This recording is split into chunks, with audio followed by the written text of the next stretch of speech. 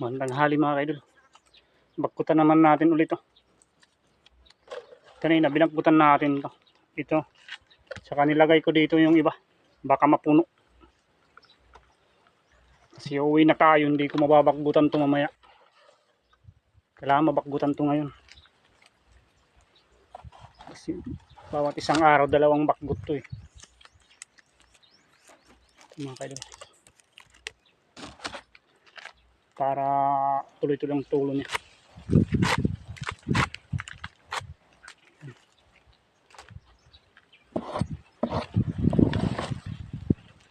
Talayan natin ulit ng dahon ng nyug para hindi siya mabuhaghag, para tuloy-tuloy ang pagtulo niya.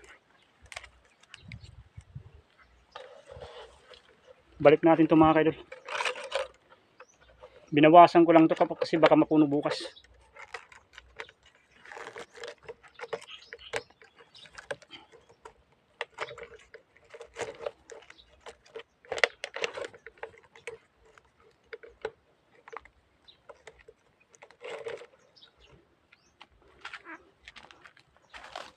Tahuban natin.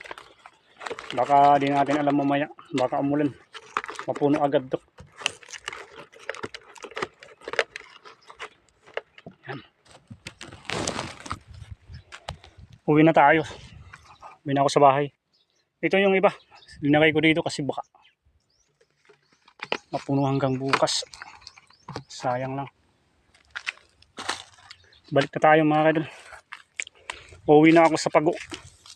Mahanap si kaidol yung address ko. Barangay Pago, Swiss Village mga kaidol. Tanawan pa rin. Dito, kubo lang to ng kaibigan ko. Yung ginagarahian ko dito ng PDCab. Kubo lang to ng kaibigan ko dito. Kasi minsan lang sila pumupunta rito. Ako munang tumitingin-tingin.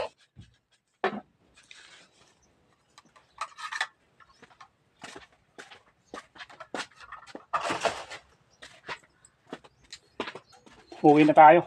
Tanghalian na tayo. May huli ako dito, 3 lang. Kanina nakadaan ako ng ibon na malaki. Binitawan ko na. Malaking ibon, parang manok. Mahina ang katawan niya. Halos di makalakad nga eh. Kawawa. Binitawan ko dun sa may sapa para makainom din siya. Kasi kanina nasa kalagitnaan siya sa mainit na kalsada. Mga kaidol,